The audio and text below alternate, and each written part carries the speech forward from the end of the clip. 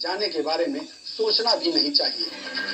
इसके बाद राहुल पढ़ाई के लिए वापस अमेरिका चले गए। फिर लंदन की एक मैनेजमेंट कंसल्टेंसी कंपनी में नौकरी करने लगे। राहुल राजनीति से पूरी तरह दूर जा चुके थे, लेकिन गांधी परिवार के बिना कांग्रेस खुद को संभाल नहीं पा रही थी।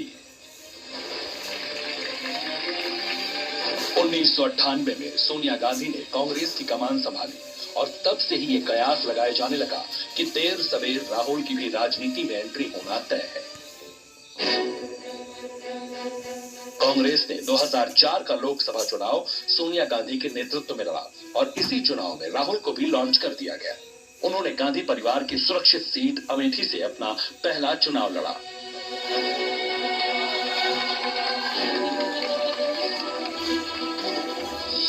जनवरी में उनको राजनीति में लाया गया था 2004 में, लेकिन वो उस समय जब चुनाव हुआ और यूपीए की सरकार आई, लेकिन उसमें वो कोई अपना रोल नहीं पा पाए और वो संगठन में चले गए और संगठन में उन्होंने बड़े मूलचूल परिवर्तन करने की कोशिश की, लेकिन ढाक के 3 पार। उसी समय राहुल ने अपनी एक ऐसी छवि गढ़ना शुरू कर दी थी जिसमें वो नेता कम सोशल एक्टिविस्ट ज्यादा नजर आते थे। राहुल कहते भी थे कि वो एक नई तरह की राजनीति करना चाहते हैं जिसमें सियासी वार पलटवार नहीं, असल मुद्दों पर बात हो।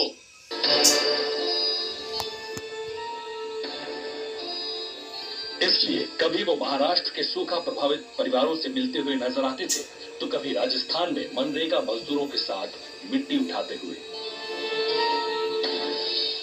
नियमगिरी हिल में जो वहां पर जब गए थे, ये एरिया ऐसा है जो नक्सल इन्फेस्टेड एरिया है, तो वहां पर राहुल जी अगर जाएंगे तो ये तो बहुत बड़ा सिक्योरिटी की ब्रीच है। तो राहुल जी से मैंने बात करी, वो कहते हैं कि जब मैं यहाँ पर आया हूँ तो मैं ट्राइबल्स के घर में जाकर के नहीं करूंगा तो कहाँ पे बात करूंगा। कांग्रेस पार्टी राहुल को भविष्य के नेता के तौर पर प्रोजेक्ट करने में लगी रही। 2009 के लोकसभा चुनाव में यूपीए को मिली जीत का श्रेय राहुल गांधी को देने की पूरी कोशिश की गई। उन्हें सुपर पीएम के तौर पर पेश किया जाने लगा। मतलब प्रधानमंत्री का चेहरा भले ही मनमोहन सिंह रहे हों और सरकार राहुल चला रहे थे। सरकार में उनके पास कोई पद नहीं था, लेकिन जो मॉरल कंपस का एक रोल था उनका, वो आपको भूमि अधिग्रहण कानून में दिखा, वो आपको नरेगा में दिखा, वो आपको लोन वेवर्स में दिखा। आखिरी व्यक्ति के बारे में सोचना और गंभीरता से सोचना और उसको फिर नीति में लाना, इसमें राहुल गांधी की बहुत अहम भूमिका रही। 2013 में राहुल को प्रमोशन मिला और वो महासचिव से पार्टी के उपाध्यक्ष बन गए। उसी साल जब सुप्रीम कोर्ट ने 2 साल या उससे अधिक सजा पाने वाले जनप्रतिनिधियों की सदस्यता रद्द करने वाला आदेश दिया, तो मनमोहन सरकार ने अध्यादेश के जरिए उस फैसले को पलटने की कोशिश की, जिस पर राहुल गांधी कुछ इस अंदाज में भड़क गए थे। My opinion with the ordinance is that it's complete nonsense and it should be torn up and thrown out. इन तेवरों और आक्रामक अंदाज से राहुल को तब कोई फायदा हुआ हो या ना हुआ हो, लेकिन 10 साल बाद मोदी सरनेम वाले मानहानि केस में 2 साल की सजा मिलने पर उनकी भी सदस्यता चली गई। अगर ये प्रतिबद्धता उस वक्त राहुल गांधी जी ने दिखाई, तो वो प्रतिबद्धता भ्रष्टाचार के खिलाफ लड़ने के लिए उनकी प्रतिबद्धता थी।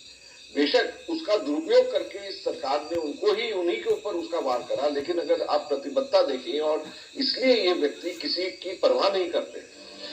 ये वो दौर था जब राहुल अचानक बदले से नजर आने लगे थे। कभी वो अपनी ही सरकार के अध्यादेश को फाड़ने की बात कहते थे, तो कभी भरी सभा में विपक्ष के वादों को झूठ का पुलिंदा बताते हुए कागज फाड़ कर फेंक देते थे।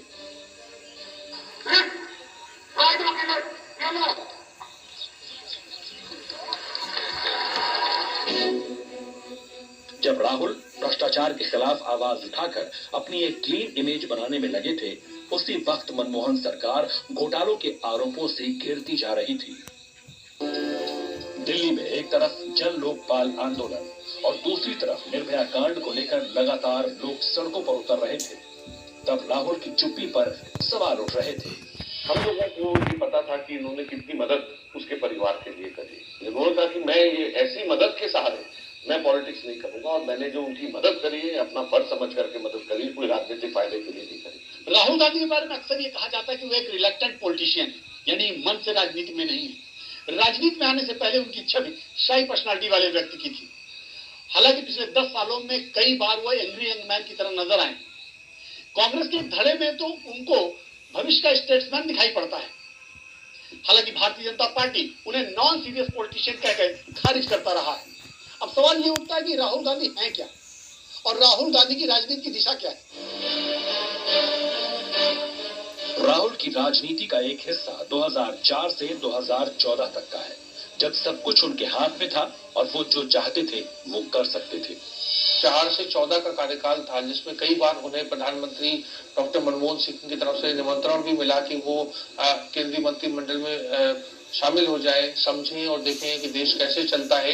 लेकिन राहुल गांधी और उनके सलाहकार ने उनको एक ऐसी बेढंगी सी सलाह दी कि नहीं, नेहरू गांधी परिवार का सदस्य तो सीधा प्रधानमंत्री बनता है। तो मुझे लगता है कि वो समय का वो सदुपयोग नहीं कर पाए और उसके बाद से वो संभल नहीं पाए। राहुल की राजनीतिक पारी का दूसरा दौर 2014 में शुरू हुआ, जब मोदी लहर में कांग्रेस का किला ढह गया और केंद्र से लेकर राज्यों तक कांग्रेस सिर्फ सत्ता गंवाती रही। ऐसे वक्त पर बजाय पार्टी के साथ खड़े होने के, राहुल विपश्यना और सबैटिकल के नाम पर करीब 2 महीने के लिए गायब हो गए। बतौर सांसद संसद में उनकी उपस्थिति को लेकर भी सवाल उठते रहे। इस सब के बावजूद 2017 में राहुल को कांग्रेस की कमान सौंप दी गई। देश के युवाओं से कहना चाहता हूं, आने वाले समय में हम इसे हिंदुस्तान की grand old and young party बनाने जा रहे हैं। लोकसभा में अविश्वास प्रस्ताव पर चर्चा के दौरान राहुल ने मोदी को इस तरह गले लगाकर सबको चौंकाया, लेकिन इसके तुरंत बाद सीट पर वापस पहुंचकर उन्होंने जिस तरह आंख मारी, उसके कारण एक बार फिर उनकी छवि को लेकर सवाल उठने लगे। इसी दौरान राफेल पर राहुल के तीखे तेवर भी देखने को मिले। राफेल मामले पे डिबेट करा दो, मैं तो भाग जाऊंगा। ये डरता है, जब इनके सामने आदमी खड़ा होता है कहता मैं नहीं जाऊंगा पीछे, क्या करोगे? नरेंद्र मोदी जी कहते जाऊंगा। 2019 का चुनाव सामने था। राहुल के पास मौका था खुद को और पार्टी को एक बार फिर से खड़ा करने का, लेकिन नतीजे आए तो राहुल खुद अपना ही चुनाव हार गए। 2019 में राहुल थोड़े से उतावले हो रहे थे, उत्सुक थे, उन्हें बहुत ज्यादा, जरूरत से ज्यादा आत्मविश्वास था। उन्हें लगता था कि वो नरेंद्र मोदी जी को घेरने में आसानी से कामयाब हो जाएंगे। आते आते जब मई में जो चुनाव के नतीजे आए तो बिल्कुल राहुल गांधी पस्त, और उसके बाद उन्हें कांग्रेस अध्यक्ष के पद से इस्तीफा भी देना पड़ा। जब दुनिया सुनेगी कि उन्होंने इस्तीफा क्यों दिया तो दंग रह जाएगी। मैंने अगर कुछ बताया है तो वो टिप ऑफ द आइसबर्ग है राहुल गांधी के बारे में, और दूसरा जो है पूरा आइसबर्ग वो मैं कभी बताऊंगा नहीं। कांग्रेस में जिन्हें ओल्ड गार्ड कहा जाता था, यानी पुराने वरिष्ठ नेता, या फिर राहुल की कोर टीम में रहे ज्योतिरादित्य सिंधिया और जितिन प्रसाद जैसे युवा नेता, पार्टी की अंदरूनी कलह के कारण सब साथ छोड़ते गए। 3 दर्जन के करीब यंग ओल्ड, उसमें 90% तो यंग ही है लीडर्स कांग्रेस के, जो उन्होंने कांग्रेस छोड़ी है उनकी वजह से। अभी भी राजस्थान में सचिन पायलट के तेवर और कर्नाटक में इतनी बड़ी जीत के बाद भी सीएम पद के लिए सिद्धरामैया और डीके शिव कुमार के बीच चली लंबी खींचतान कांग्रेस के लिए खतरे की घंटी है। सवाल है कि ऐसे में राहुल गांधी 2024 के लिए कितना तैयार है। देखिए, राहुल गांधी अब इस समय लोकसभा से उनको हटाया जा चुका है। वो अगले 6 साल या 8 साल जब तक अगर उन्हें कोई कोर्ट से छूट न मिले तब तक वो चुनाव नहीं लड़ सकते, तो प्रधानमंत्री पद के रेस में नहीं है। मोदी सरनेम वाले मानहानि केस में अगर राहुल को हाईकोर्ट से राहत नहीं मिली तो अगले 8 साल के लिए उनका राजनीतिक भविष्य ही अधर में लटक सकता है। यानी करीब 2 दशक के राजनीतिक सफर के बाद भी राहुल की आगे की दिशा साफ नजर नहीं आती।